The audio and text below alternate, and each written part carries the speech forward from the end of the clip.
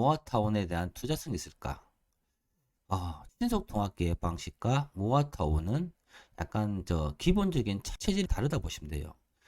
신속통합계획 방식은 노후 분량도가 3분의 2 이상 돼야지 이 전체 지역을 가지고 재개발이나 재건축을 통해 가지고 주거 환경을 개선하고, 그리고 주민들에게는 투자 수익성도 나올 수 있게 바꿔주는 사업이라고 봐지는 거죠.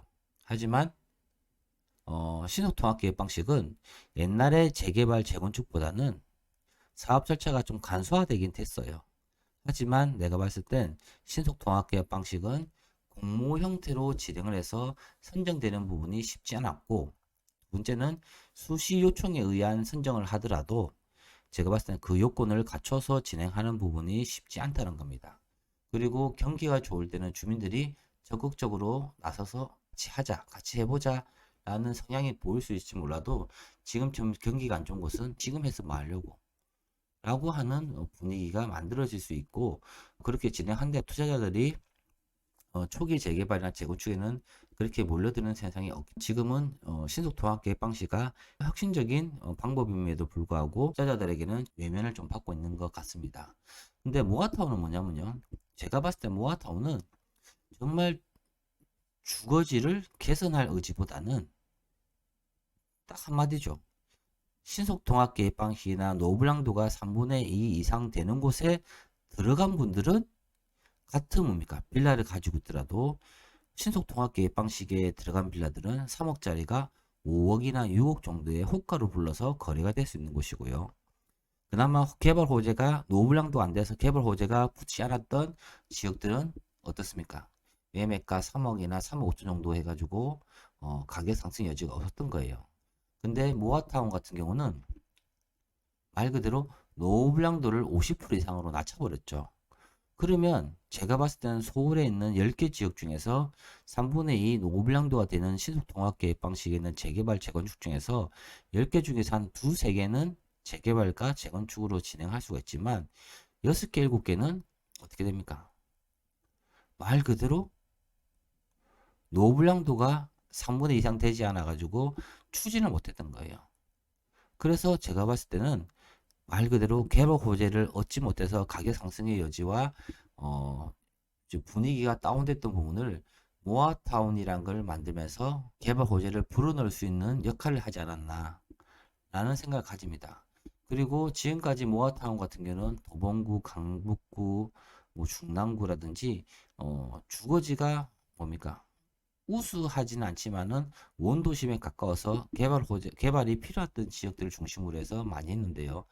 제가 봤을 때는 이번 여름 지나고 나면 반지하가 많고 잦은 침수가 있던 지역에 같은 경우는 이번에 모아타운 지정될 가능성이 매우 크죠. 그래서 모아타운은 노후불량도가 중요한 거 아닌가. 말 그대로 반지하에 대한 비율, 그리고 잦은 침수 지역 같은 경우는 주민들에게 새로운 개발 호재를 놓을 수 있는 모아타운 지정이 가능하지 않겠나라는 생각을 가집니다.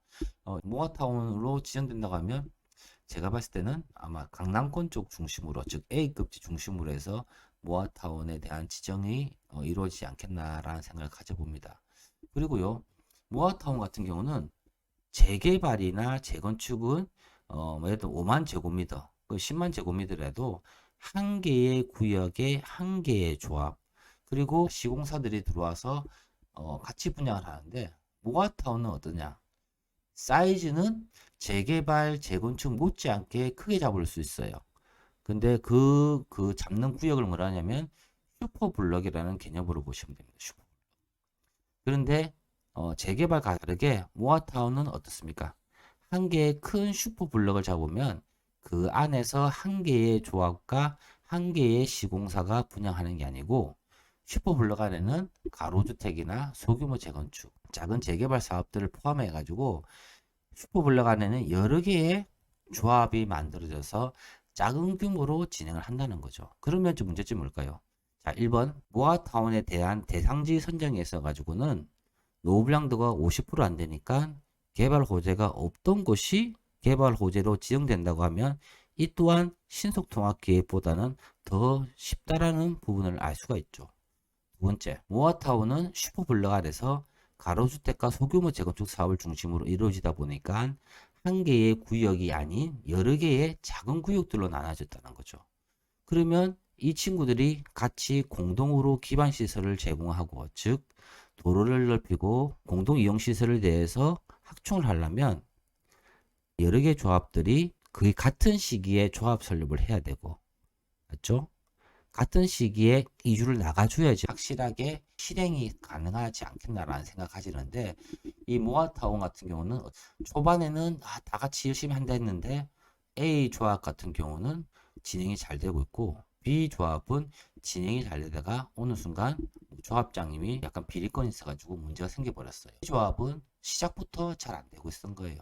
그리고 D 조합 같은 경우는 진행 잘 하다가 감정평가 보고 불만족이 커지고, 특히 상권이 많이 몰리는 곳은 난 안 할래 라고 해버리면 스타트는 깔끔하게 시작했지만 중간에 같은 생각이 아닌 다른 생각을 가지고 이탈할 수 있는 구역들이 나올 수 있기 때문에, 모아타운은 잘못돼 버리면 기반 시설 제공도 되지 않고 이빨 빠진 모양처럼 어느 곳은 되고 어느 곳은 안 될 수 있는 그런 곳이 모아타운일 수 있기 때문에, 모아타운 힘든 사업이 모아타운이 아니겠나.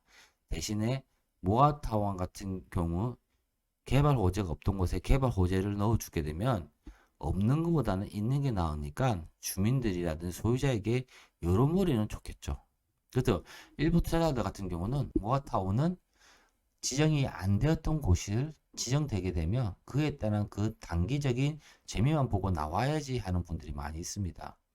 그리고 실제적으로 모아타운 같은 경우는 강북구라든지 뭐 도봉구, 그리고 중랑구, 이런 지역에 투자를 했던 분들이 생각보다 큰 재미를 보지 못했어요. 맞죠? 그만큼 가격이 올라가서 그 다음은 내 물건을 받아줄 수 있는 사람이 나와야 되는데, 모아타운은 좀 그런 부분에서는 아직까지는 투자자들 사이에서는 조금 대접한다라는 느낌을 많이 받습니다. 그래서 이번에 장 같은 경우는 제가 늘 하는 말이지만, 이번 장만 끝나고 보십시오. 진짜 강남권 쪽에 모아타운 지정한다고 분위기가 업될 것 같아요. 그런 곳들은 개발 호재가 10년 동안 없다가 그나마 거래량은 많지 않다, 호가가 붙어서 거래가 될 수 있는 곳이 있기 때문에 한번 그런 것들도 여러분 관심 있게 보시면 좋을 것 같습니다. 그래서 결론적으로 모아타운은 개발 호재가 없던 곳에 개발 호재를 넣어서 주민들의 여러모리는 좋을지 몰라도 같이 시작할 때는 좋았지만 중간에 하다 보면은 같은 생각이 아닌 다른 생각 가지고 이탈하는 조합이 생길 수가 있다는 부분이고, 이렇다 보면 말 그대로 기반 시설을 확충하고 공공시설을 확충하는 이런 모가타운 같은 경우는 실현이 조금 어렵지 않겠나라는 생각을 가지는 겁니다. 그래서 투자자의 입장을 봤을 때는 이번에 강북권 쪽이 아닌 강남권 쪽에 모아타운 지정될 곳에 그나마 가격에 대한 경쟁력이 있고 투자금이 한 3, 4억 선에서 이루어진다고 하면 한번 공격적으로 매수해 보시면 좋을 것 같고요. 그리고 이런 경기에도 강남권에는 모아타운 지정된다고 하면 가격 탄력이 2, 3억 정도는 충분히 일어날 수 있기 때문에 준비를 하셔가지고 이번 여름 장마나 태풍이 지나가 나면 그 지역들이 어떻게 바뀌고 어떤 여론몰이를 가지는지도 여러분 관심 있게 보시는 것도 좋을 것 같습니다.